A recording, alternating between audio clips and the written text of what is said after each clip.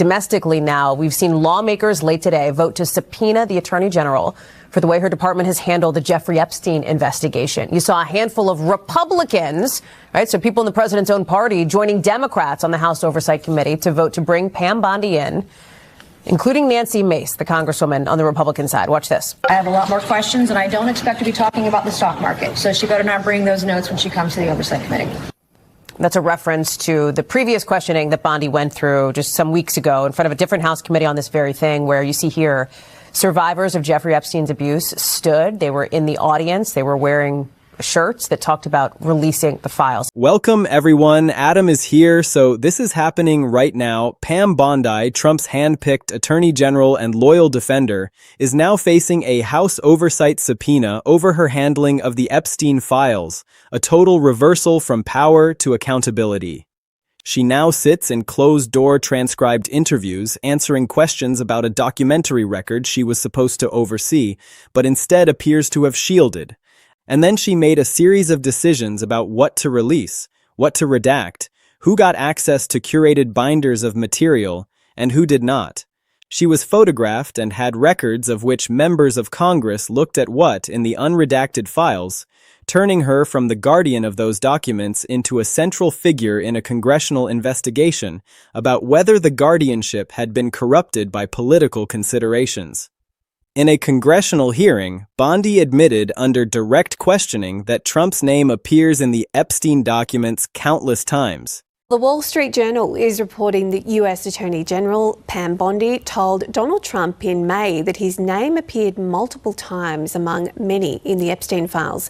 Let's go straight to North America correspondent Carrington Clark. Carrington, this is a wide-ranging saga. It's a lot of twists and turns. Take us through this new reporting. How significant is this?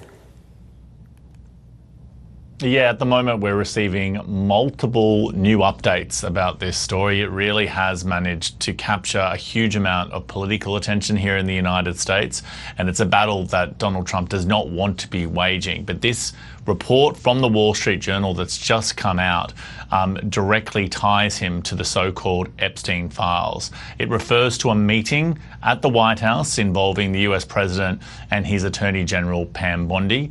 They say at the time the meeting was about a range of issues, but during that meeting she directly told the President that his name was one among many high-profile names contained in the Epstein files. She had been put in charge of those documents specifically because Trump trusted her to manage their public release. And now she is the one being questioned by Congress about what she chose to manage and what she chose to hide.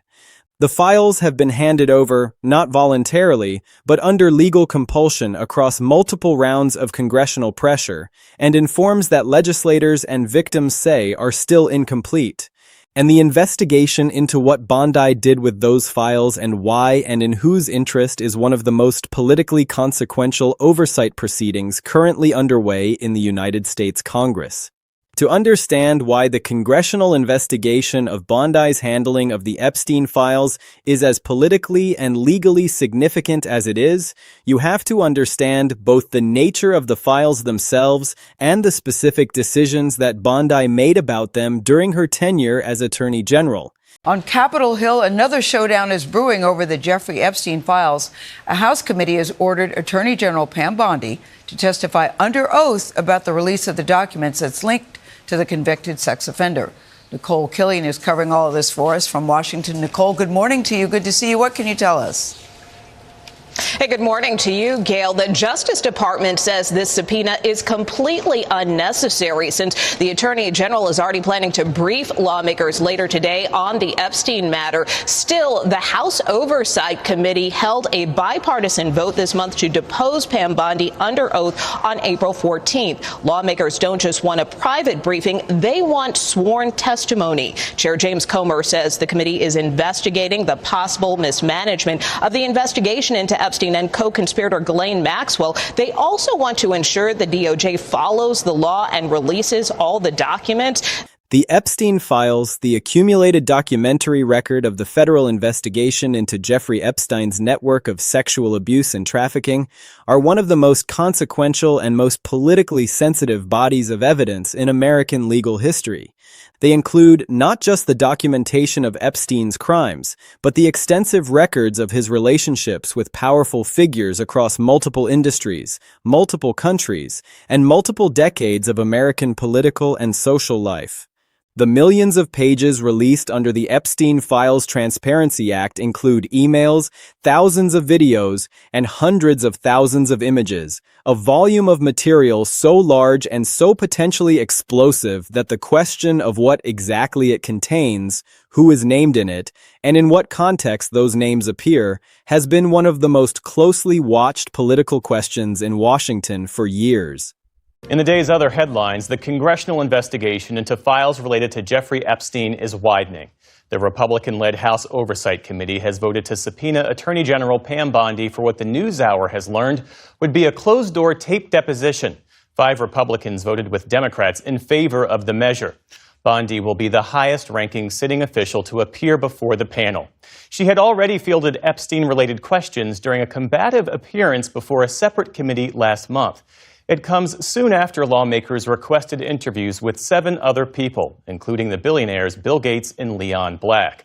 Separately, the Justice Department says that tens of thousands of Epstein files that were recently taken down will be reposted soon, telling the NewsHour, quote, more than 47,000 files were offline for further review and should be ready for reproduction by the end of the week.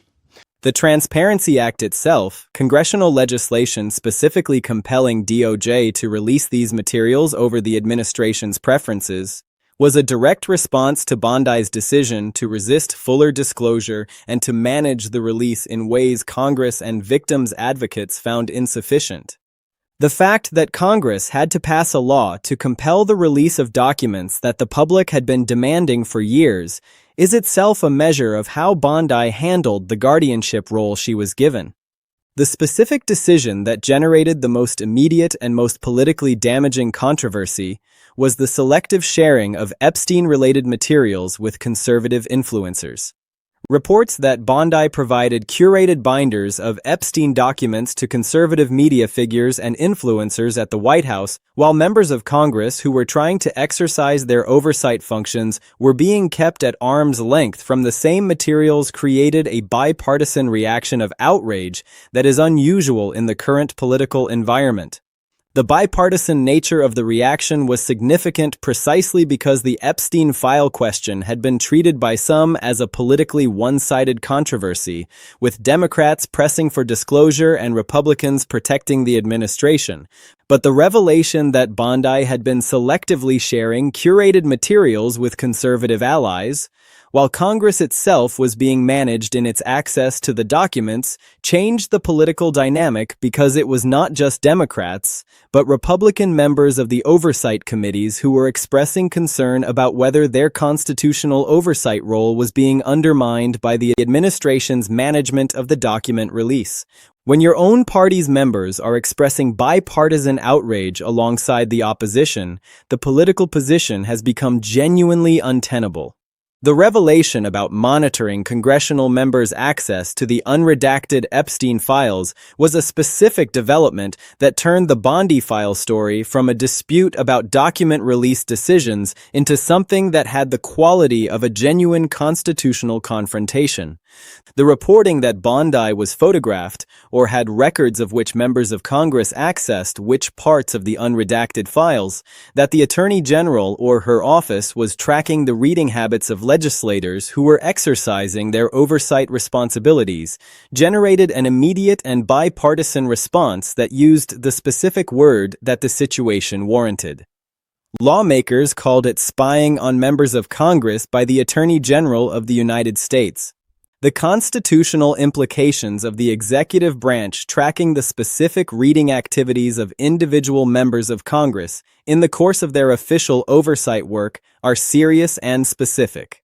Congressional oversight is a constitutional function that depends on legislators being able to access and review government documents without the executive branch monitoring which documents they are looking at and drawing inferences from their reading patterns. If the Attorney General's office was tracking which members of Congress read which sections of the Epstein files, that is the kind of executive surveillance of legislative conduct that has the most serious implications for the independence of the congressional oversight function. The bipartisan outrage was proportionate to the constitutional seriousness of what had allegedly occurred. The congressional hearing in which Bondi admitted that Trump's name appears countless times in the Epstein files is the specific moment that the countless times formulation captures most vividly, and it deserves extended attention because of what it reveals about both the nature of the documentary record and about the specific political position that Bondi was placed in. Having been made the guardian of that record, she was there to defend her handling of the files. She was there to argue that the release had been appropriate, that the redactions were justified, and that the Transparency Act's requirements had been met. And under direct questioning from lawmakers who had reviewed the files and who were pressing on specific facts rather than making abstract arguments, she acknowledged that Trump's name appears countless times in the Epstein documents. That acknowledgement is significant on multiple levels. It confirms publicly what many people have suspected, but what the administration had been managing carefully in its public statements about the files. It establishes in the congressional record that the person who was overseeing the release of those files was simultaneously the person most loyal to the person whose name appears countless times in them, and it raises in the starkest possible terms the question of whether the decisions made about redactions and selective release and access management were decisions designed to serve the public interest in transparency, or decisions designed to serve a different and more private interest in protecting the person whose name appears throughout the files from the accountability that fuller disclosure might have required. The House Oversight Committee's vote to formally subpoena and summon Bondi, with a significant number of Republicans joining Democrats, is itself a measure of how politically untenable her position had become, and how seriously the oversight failure was being taken across party lines. Getting Republican votes on a committee oversight action in the current political environment is not an easy thing. It requires the conduct being investigated to be serious enough, and the evidence of that conduct to be clear enough that Republican members whose default position is to protect the administration calculate that their institutional and oversight obligations outweigh the political cost of defying the party line. The Republican members reaching that calculation, concluding that the specific things Bondi had done with the Epstein files were serious enough to warrant forcing her to answer questions under a formal subpoena, is a specific and documented political judgment about the severity of what had happened. Now let us examine what the specific content of the Epstein files, the nature of the materials that Bondi was managing, and that Congress is now demanding full access to, actually means for the accountability story, and why the volume and the nature of the documentary record make the question of how it was managed so consequential. The millions of pages of material released under the Transparency Act represent an extraordinary evidentiary record of one of the most extensively documented networks of sexual exploitation and trafficking in modern American history. The thousands of videos and hundreds of thousands of images in that record are not mere paperwork. They are documentation of specific crimes committed against specific victims, people whose suffering was captured and preserved in forms that are legally and morally significant in ways that written records alone are not. When lawmakers and survivors' advocates say that the files contain horrific material, they are not engaging in political hyperbole. They are describing the documentary record of Epstein's crimes in the most accurate terms available, and the question of how those files were managed, who had access to them, what was redacted, what was released, and what was withheld, and whether those decisions were made in the interest of the victims or in the interest of the powerful people whose names appear throughout the record, is a question with direct and serious implications for both the legal accountability of the individuals involved and for the basic dignity of the victims whose suffering is documented in the files. The specific claim that Bondi made in her prepared remarks, that her tenure represented an unprecedented commitment to transparency and that the release of millions of pages was itself evidence of that commitment, is one that has to be evaluated against the specific conduct that the congressional investigation has documented. The argument that releasing a large volume of documents constitutes transparency is only valid if the specific documents that are most relevant to the most important accountability questions are included in the release rather than redacted or withheld. The congressional investigation has been pressing specifically on the question of what was redacted and why, on whether the redaction decisions were made based on legitimate legal grounds like victim privacy and national security, or whether they were made based on the political consideration of protecting specific powerful individuals whose names appear in the materials. The fact that Congress found it necessary to pass the Transparency Act to compel the release suggests that the administration's own disclosure decisions were not producing the level of transparency that the oversight function required. And the specific evidence of selective sharing with conservative allies, monitoring of congressional reading patterns, and initial claims about a client list that were subsequently walked back creates a picture of a document management process that was not simply making good faith judgments about legitimate redaction grounds, but was actively shaping the release in ways that serve specific political interests. The closed-door transcribed interview that Bondi agreed to after threats of a civil contempt vote represents a specific and important accountability mechanism, one that is less visible than a public hearing, but potentially more consequential for the factual record that the congressional investigation is building. In a closed-door transcribed interview, a witness answers questions under oath with a court reporter present, and the transcript becomes part of the official congressional record.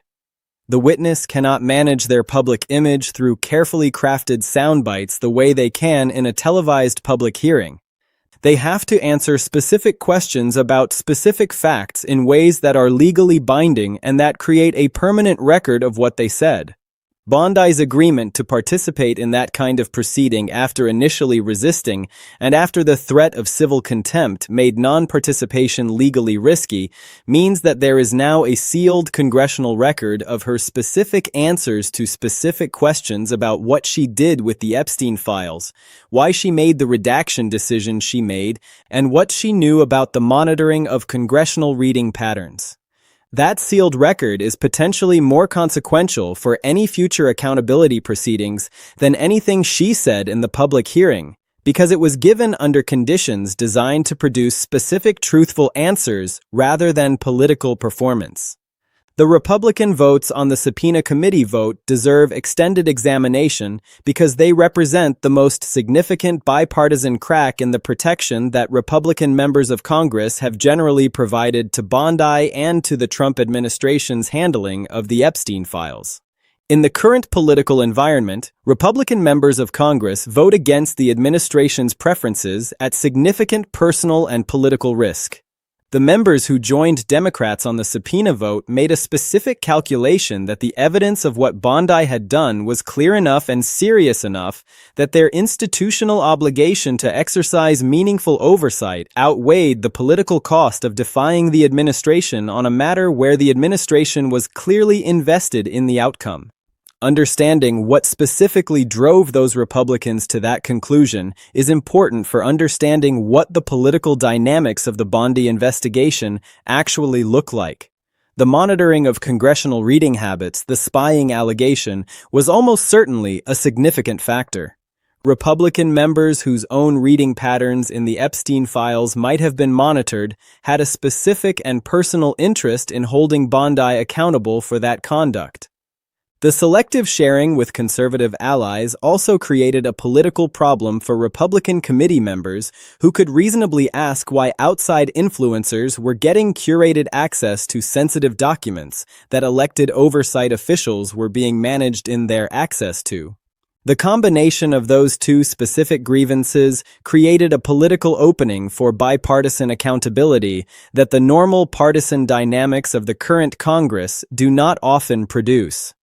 The question of what Trump's countless appearances in the Epstein files actually mean, what the presence of his name throughout the documentary record of Epstein's operation establishes, and what it does not establish, is one that requires careful and honest treatment precisely because both sides of the political debate have powerful incentives to either overstate or understate its significance.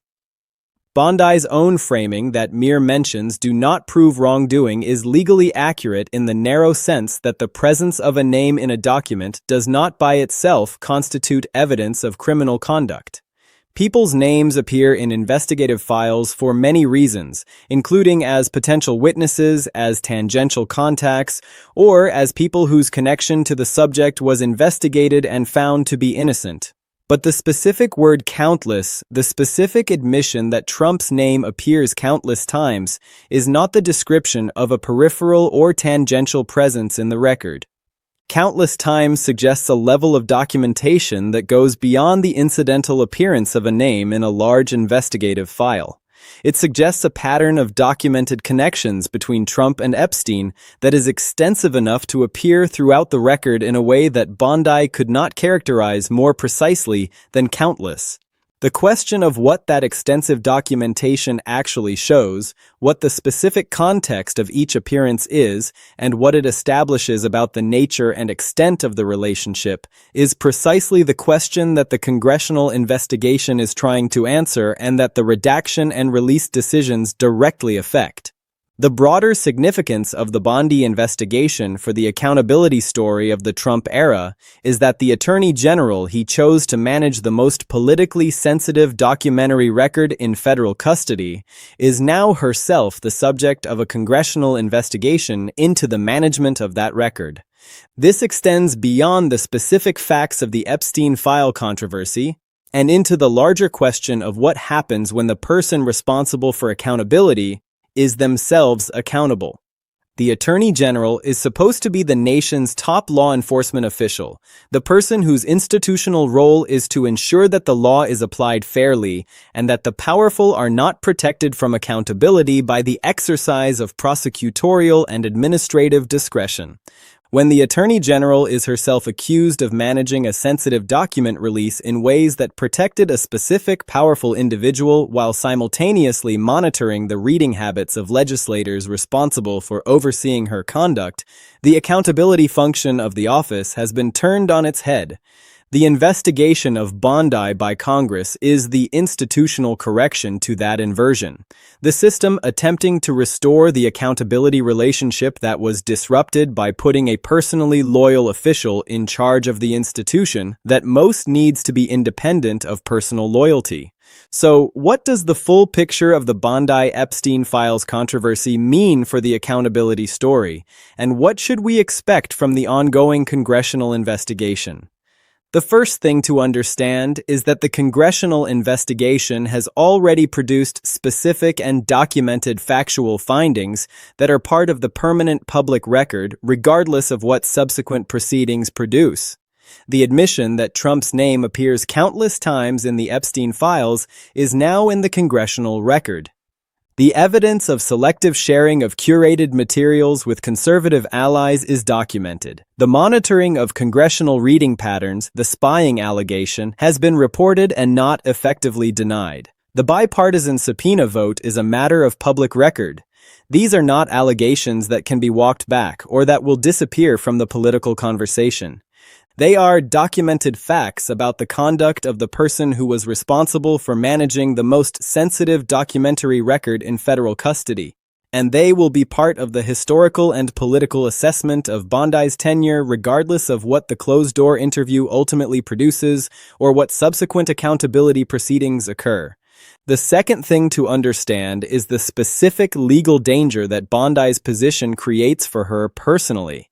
The way that her own decisions about the Epstein files have generated legal and political exposure that she now has to navigate independently of the interests of the person she was appointed to protect. Bondi is no longer Attorney General. She does not have the institutional protection of the office. She does not have the ability to manage what documents Congress receives or to shape how the oversight process proceeds. She is a private citizen answering questions about her official conduct in a closed-door congressional interview, a setting in which inconsistencies between her public statements and her private testimony are legally significant and personally consequential. The questions she is being asked about redactions, withheld victim statements, and the monitoring of congressional reading patterns are questions whose answers have direct implications for whether her conduct crossed legal lines that create personal legal liability. The accountability that she is facing is not purely political. It is potentially legal in the specific nature of the conduct she is being questioned about. Using her official powers to monitor legislators, selectively sharing materials with political allies, managing the release of a sensitive document cache in ways that may have served private political interests, is the kind of conduct that accountability investigations sometimes translate into formal legal consequences. The third thing to understand is what the congressional investigation of Bondi means for the broader question of what the Epstein files actually contain and whether the public will ever have full access to the specific materials that have been managed, curated, and selectively shared by the people entrusted with their release. The Transparency Act compelled the release of millions of pages, but the congressional investigation is specifically focused on whether those pages represent the full extent of the relevant material or whether there are additional documents, additional victim statements, additional materials documenting specific connections between Epstein and specific powerful individuals that were redacted or withheld in ways that serve political interests rather than legitimate legal concerns. That question, whether the released material is the complete relevant record or a curated subset of it, is the accountability question that will shape whether the Epstein files ultimately produce the accountability for the powerful people connected to Epstein that victims and advocates have been seeking for years. The investigation of Bondi is at its deepest level an investigation of whether the files were managed in a way that made that accountability possible or in a way that made it permanently less likely. What the Strikes Back framing captures about the current moment in Bondi's political and legal trajectory is a specific quality of a reversal that has produced genuine accountability exposure for someone who previously held the power.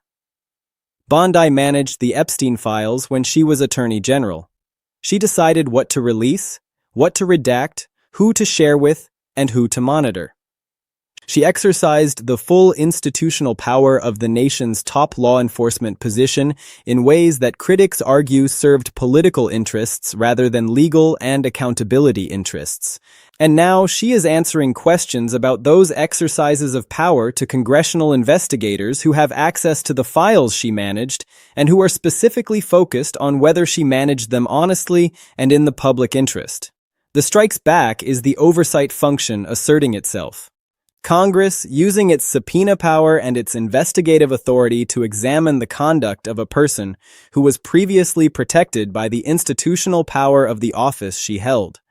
The horrific files are the millions of pages of Epstein material, the documentation of abuse, trafficking, and the connections between Epstein and the powerful people who enabled him and benefited from him. And the congressional investigation is the mechanism through which the question of how those files were managed and in whose interest is finally being seriously and formally examined. The accountability story is not over. It is deepening. And Pam Bondi is now sitting on the other side of the table from the people with the subpoenas.